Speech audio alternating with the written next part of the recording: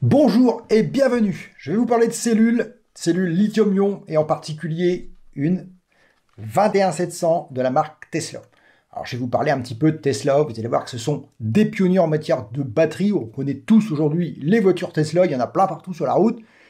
Et on va voir qu'ils ont quand même une longueur d'avance sur la fabrication des cellules, surtout le nouveau modèle, on va en parler dans cette vidéo. Mais aussi je vais vous parler d'un problème que j'ai rencontré avec cette cellule pour pouvoir la tester au testeur Lithocolor. C'est un peu le sujet de la vidéo, je vais vous montrer comment j'ai réussi à le faire, malgré que ce n'était pas possible avec ce testeur. On voit ça maintenant, et paf, c'est parti.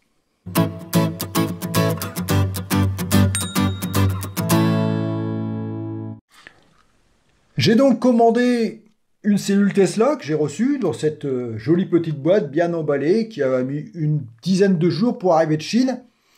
Je vais vous montrer comment elle est. Vous allez voir que c'est une cellule tout à fait ordinaire. La dimension 21 mm de diamètre pour 70 mm de longueur. 21,700. Et vous allez voir que cette cellule a une particularité, c'est qu'elle n'est pas compatible avec, vous savez, le chargeur Lithocolor. Vous le connaissez, cet appareil, on ne peut pas, c'est marqué derrière, insérer des cellules 21700 à l'intérieur. Eh ben non, on ne peut pas. Alors il a fallu que je trouve un moyen pour pouvoir le faire. Je vais vous en parler, mais pas tout de suite. Avant, je vais vous montrer quelque chose. Je vais vous parler des cellules Tesla, puisque ce sont des pionniers en la matière. Ils ont créé une cellule, une big cellule. Elle est ici, une 46-80, donc 46 mm de diamètre et 80 mm de long, ce qui est quand même énorme. Alors pour bien comparer, on peut faire ça et on voit tout de suite la différence entre les deux cellules. Bien sûr, celle-ci, c'est une factice puisque je l'ai simplement imprimée à l'imprimante 3D pour que vous puissiez vous rendre compte de la différence avec par exemple une 18650 et là on se rend bien compte de la démesure de ces cellules Tesla. Alors évidemment, j'aurais bien voulu pouvoir en acheter une, mais c'est introuvable. J'ai cherché partout sur les réseaux, c'est impossible de trouver à l'achat ce genre de batterie. C'est pas encore pour demain qu'on en aura dans nos vélos, nos trottinettes et toute autre machine qui fonctionne avec des cellules lithium. Alors, augmenter la taille des cellules, Tesla a bien compris, ce n'est pas un jeu, mais tout simplement du bon sens, puisque le fait d'augmenter la densité énergétique, plus la cellule sera grosse, plus la contenance sera importante. Et tout en gardant des caractéristiques ordinaires d'une cellule. Je n'ai pas arrivé à trouver sur le net la capacité réelle de ces cellules big. Ce que je peux vous dire, c'est que ça réduit le coût de production. Ça, c'est déjà un gros point fort. Ce nouveau type de cellule cylindrique est né et apporte de nombreuses améliorations en termes de performance, de fabrication, de coût. Les nouvelles cellules jumbo, comme on les appelle, ce qui se traduit par une augmentation de 5% de la qualité énergétique pouvant être stockée et de 6% de la quantité de puissance si l'on considère le pack dans son ensemble. On constate que ce nouveau facteur de format permet à lui seul de gagner 16% d'autonomie, ce qui n'est quand même pas rien. La réduction de la masse est équivalente à 10%. Ce qui est aussi vraiment très important. Alors, concernant leur capacité, bon, comme je vous le disais, j'ai rien trouvé, donc on peut imaginer que ça doit avoir une capacité vraiment importante. Alors maintenant, j'ai eu du coup un gros problème avec la 21700 pour pouvoir la passer au cycleur Lithocolor, puisque on est d'accord qu'on a beau essayer, ça ne rentre pas parce que elle est trop longue. C'est bien marqué ici au dos de l'appareil. Si vous lisez ce qui est marqué, on voit bien 26650. Alors 26650, bon, moi je veux bien, j'en ai une ici. Bon, alors effectivement, la 26650, elle rentre, mais vous n'en mettrez que 2 et pas 4. Donc c'est déjà long avec 4. Alors avec 2, c'est encore plus long. Alors vous allez voir que moi, j'ai trouvé une idée que j'ai mis en application pour pouvoir charger 4 cellules, pour l'instant 21700, mais je pourrais aussi fabriquer cet accessoire pour charger 4 cellules 26650.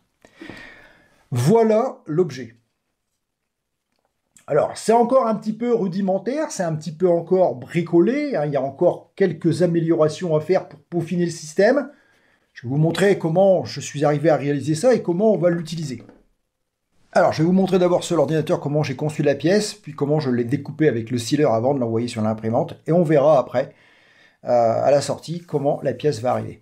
Alors, c'est un profil qui est quand même relativement complexe, puisque j'ai quand même passé pas mal de temps à modéliser cette forme qui est quand même, il faut avouer, assez particulière. Il y a fallu quand même créer ici des espèces de V pour pouvoir glisser les plaquettes avec d'un côté le ressort et de l'autre côté la petite boule pour pouvoir que la cellule se connecte. Ici avec une sortie pour souder une plaquette de nickel qui ressort par ici et du coup une fente ici qui permet d'insérer la plaquette de nickel. Donc c'est vraiment, bon, j'ai fait 4 trous, ils n'ont pas forcément servi, j'avais prévu de visser, mais finalement c'est pas vraiment nécessaire. Je modifierai probablement cette pièce un peu plus tard. On va regarder maintenant dans le sealer. Dans le sealer, donc ça représente cette pièce. Hein. On va regarder ensemble dans les paramètres, les réglages d'impression. Alors, donc dans les périmètres, on va aller dans périmètre et enveloppe. Alors pour cette pièce qui n'a pas besoin d'une résistance mécanique exceptionnelle, j'ai mis 2 périmètres, ce qui donne du coup moins de temps d'impression. En couche pleine pour le dessus et le dessous, évidemment, souvent le dessus je mets 4, parce qu'avec un remplissage, vous allez voir, faible, et dessous 3 pour avoir quelque chose d'assez lisse au niveau de la surface. Au niveau des couches, bon, je suis en 0.2, c'est très bien pour ce genre de pièce. Au niveau du remplissage, 15%. Bon, ça suffit, hein, je suis en tricubique, c'est largement suffisant pour ce genre de pièce. Alors j'ai une jupe, je fais 2 boucles, c'est pour, on va dire, laisser purger la tête d'impression pour que ce soit propre au premier tour, puisque je ne mets pas de bordure.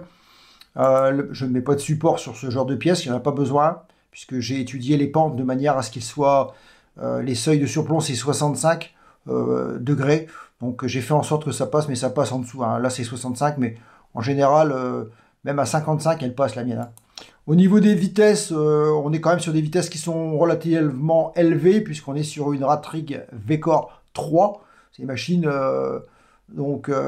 qui sont assez rapides. Hein. En défaut, on a 100 mm/s, en interne 160 mm, et en externe 140.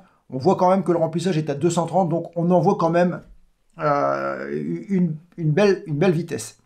On va découper la pièce pour voir au niveau du temps d'impression. Voilà, temps d'impression de cette pièce, 3h05. C'est une pièce qui fait, allez, 60 mm de haut. Donc si on la découpe, on se voit que, je vais la tourner un petit peu comme ça, hop, qu'on voit bien les couches. Voilà. Et donc il n'y a rien de particulier, toutes les pentes sont réalisables, hein, sans support. On est à 15% de remplissage en tricubique.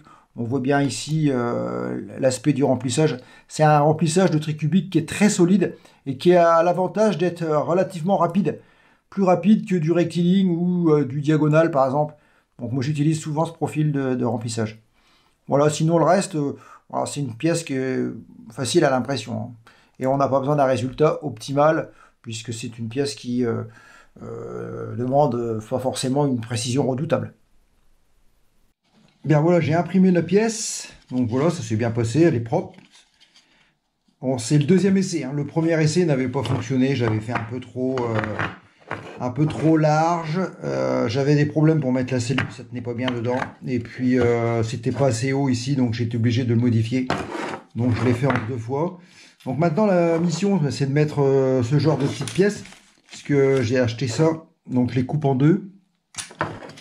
Et j'ai fait ici spécialement un emplacement pour pouvoir glisser ces pièces-là de manière à pouvoir mettre les cellules donc à l'intérieur. Avec un petit tournevis, on fait descendre un petit peu. Voilà. Et puis on n'a plus qu'à mettre l'autre. Et après, je vais souder... Voilà. Voilà. Une fois que ça c'est mis, on n'a plus qu'à donc mettre la cellule dedans. Voilà. Non, on n'a pas les 21700. Donc vraiment, on a un problème avec le petit Litokala, le petit tester. On ne peut pas mettre des cellules 21700. Donc si vous en avez à tester, il vous faudra cette pièce que j'ai inventée. Donc, pour le câbler, j'ai prévu ici des petites fentes toutes fines, comme ça là, ici, dans lesquelles on va mettre... voilà, on met ça à l'intérieur. Ça, c'est un TNC que j'avais fait. Petite plaquette de nickel. On va la tordre comme ça pour qu'elle fasse le tour. Bon, celle-là, elle est juste. Bon, elle est déjà un peu déformée, celle-là, on en mettra une neuve. Mais puis après, ici, j'aurais juste qu'à souder. Pourquoi j'ai fait cette pièce-là? Parce que on aurait pu très bien faire des boîtiers indépendants avec... je l'avais déjà fait d'ailleurs. Donc, j'avais imaginé ce système. Donc, c'était pour des cellules 18650. Donc, pareil, j'avais pas les systèmes de ressort. Donc, j'avais fait un boîtier comme ça à l'impression 3D. Et du coup, ça me permettait de pouvoir... la connecter ici. Alors j'avais fait ici à l'autre bout une fausse cellule qui se mettait à la place ici. Mais du coup le problème de ce système, c'est que plus il y a de fils entre le support où il y a la cellule et le support qui se met dans le Litokala, ben, il se passe qu'il y a un problème de résistance, puisque plus il y a de câbles, plus il y a de résistance. Et donc ça faussait les mesures. Du coup, je me suis dit en le faisant comme ça, c'est beaucoup plus court, beaucoup plus direct. Et du coup, moins de câbles, puisque c'est tout de suite à côté. Du coup, j'aurai moins de résistance, même si j'en aurai quand même un peu. Alors, on va finaliser tout ça. Il ne reste plus qu'à mettre tous les petits ressorts soudés.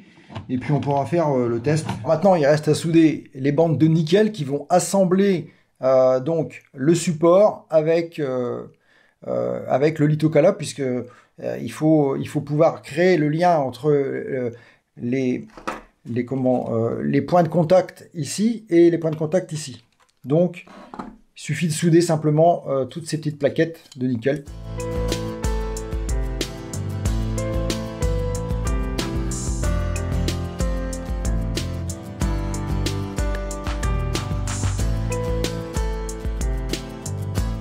Bien, voyons l'utilisation. Donc, j'ai branché le testeur Litokala, le LII 500. Vous êtes nombreux à avoir ce modèle. On pourrait très bien l'adapter à d'autres modèles, hein. Mon accessoire donc est ici. On a bien ici les ressorts qui correspondent donc aux négatifs et les positifs de ce côté. Donc, on le présente comme ça, tout simplement. Les négatifs par là, on met les doigts derrière, les pouces par ici. On pousse les 4 ressorts en même temps et on descend ici. Voilà. Et une fois qu'il est branché comme ça, on peut insérer les cellules. Voilà. Donc, vous voyez, on charge. Et on peut du coup installer 4 cellules à l'intérieur.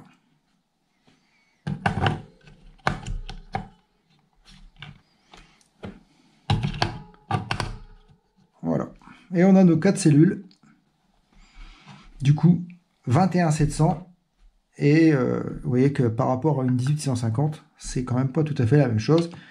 Donc on pourrait très bien maintenant imaginer de faire le même support pour ce genre de cellules, hein, des 26650 qui sont encore plus grosses. Il suffirait de refaire un boîtier le même que celui-ci avec des dimensions différentes pour pouvoir utiliser ceci. Voilà, ça c'était vraiment obligatoire pour pouvoir mettre ce genre de cellules. Voilà, si ça peut aussi vous intéresser d'avoir ce système. Alors, je vais peaufiner un petit peu encore la finition. Hein. Pour l'instant, ce n'est qu'une maquette, ce n'est qu'une ébauche. Hein. Je vais essayer de dissimuler avec une plaque de protection ici les contacts pour pas qu'on ait de court-circuit. Il y a encore un petit peu de travail sur la boîte, mais on va dire que l'idée est là. Donc, si ça vous intéresse, n'hésitez pas à me contacter. En message privé comme d'habitude, je peux sûrement faire quelque chose pour vous. Voilà, j'espère que cette vidéo vous a plu, qu'elle vous a été agréable et que vous avez été nombreux à l'apprécier. On se retrouve très vite, n'oubliez pas de mettre un like, ça me permettra d'avancer un peu sur les réseaux. Je vous en remercie vraiment, on se retrouve donc très vite pour des nouvelles vidéos sur la chaîne de Mac Aventure. Je vous dis ciao, bye bye.